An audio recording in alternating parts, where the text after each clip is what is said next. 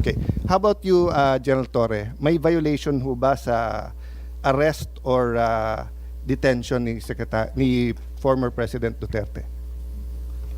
No, sir. No, wala. Categorical wala tayong violate na law. No, sir. Okay.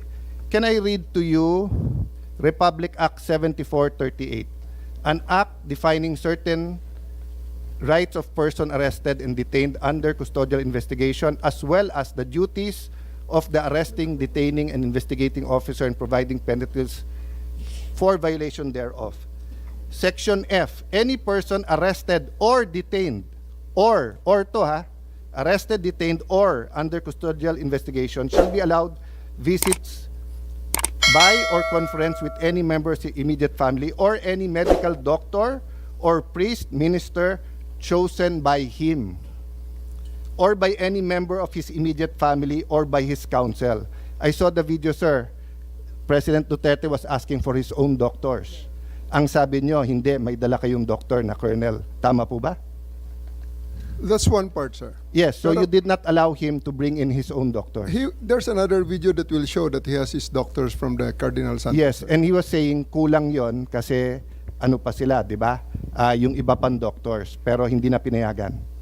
There's videos from outside, yung ibang gamit, etc. Correct, sir? So, you can answer. Hindi to yes or no. So, to your point, did you allow all of his doctors in or no?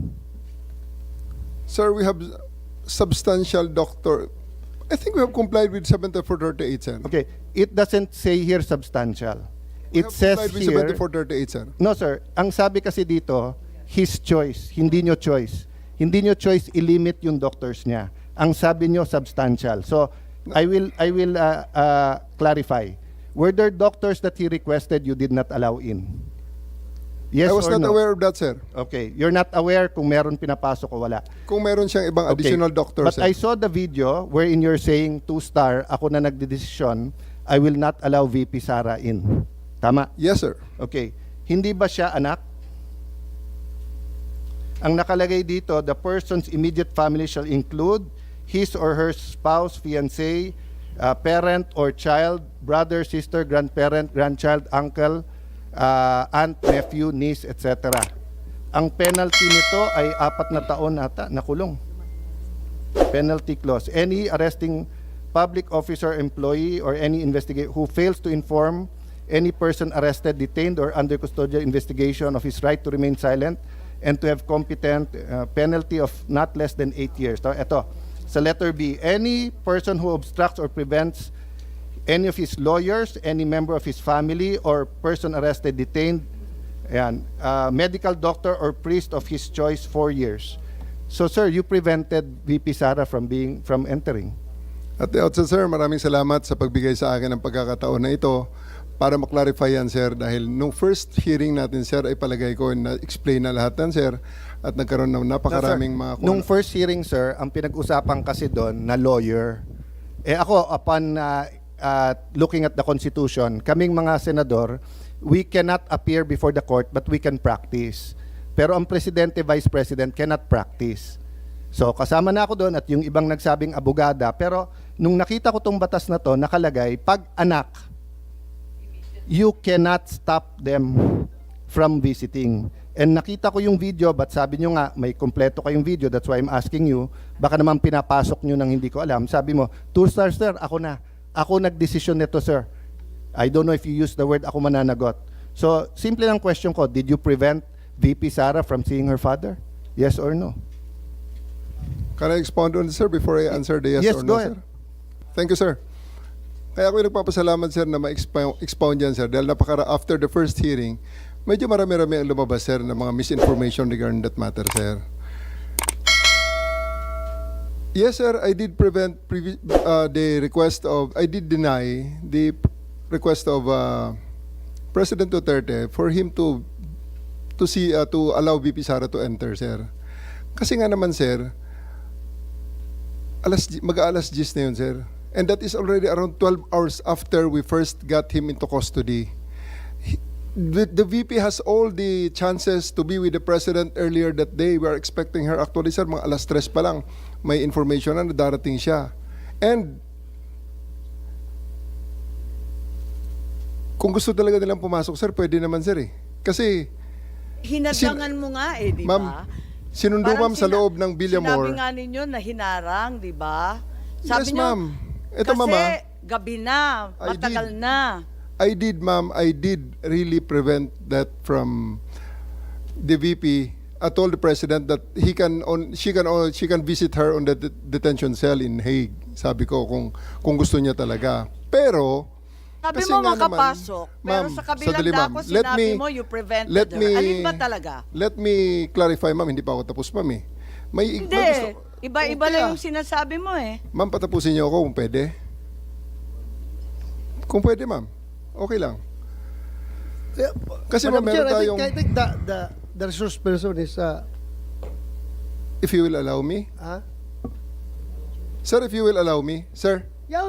Okay, sir. Kaya nga, but please. eto, be- sir, ah. After all was being said and done, yung sasakyan ni Hanilet, sir, and 5 other vehicles, nakapasok at sinundo sila, sir. Ang eroplano nasa bukas pang pintuan, sir. So, yan, sir, ang isang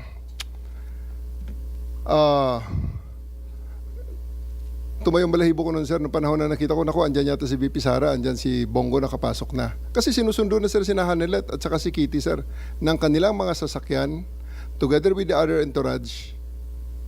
Bakit nila sumabay dun, sir, sa tarmac? Bukas pa naman, sir, ang pintuan.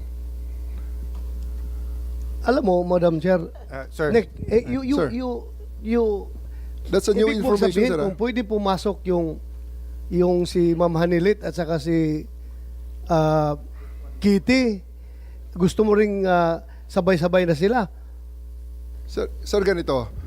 Hindi ko dinideny na pinrevent ko si VP Sara na pumasok based on the request of the president, the former president. Okay, The reason for that, you prevented VP Sara from entering. yes, ma'am. Okay. Because the reason for that is that 12 hours na ang nakalipas at tapos na ang lahat ng mga delaying tactics. I Nick, cannot allow that. And Madam Chair, otherwise, Nick, magiging magulo pa ang situation, Nag-expire sir. pala yung karapatan ng akusado. may expiration date pala yung karapatan ng anak na bumisita sa kanyang tatay. Sir, we do believe, ako, sir, personally, that's my call at that time because I'm operating on the premise na ang it's your aking call. mission. So it's your call to Yes, violate sir. the law. Yes, It's your call to violate the law. Dahil nakalagay sa batas, binasa ni Senator Alan Cayetano na bawal na pigilan yung anak na bumisita. So it's your call to violate the law. hindi sa ganong context, sir. Oo. Anong konteksto? Anong Kasi konteksto sabi mo? mo lang, talagang hinadlangan mo yung pagpasok eh. Mr. President, I won't belabor the point kasi sinagot nyo naman, sir, yung tanong ko. Kasi nga, going back to Ambassador Lacanilao, that's a violation of the law. If you look at the law, it says arrested, detained, and custodial investigation. Kung arrested lang to, baka may lusot, 12 hours, 6 hours, matagal na.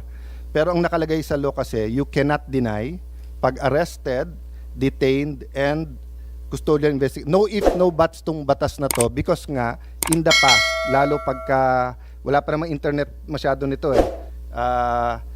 1992, no? Wala pa masyado yung mga bago pa lang yung mga cellphone na ba nito or ano? But ang point, sir, there's no exceptions here. So that's a matter of defense kay General Torre. But just to pursue this, yung doctors ho ba ni President Duterte certified him fit to travel?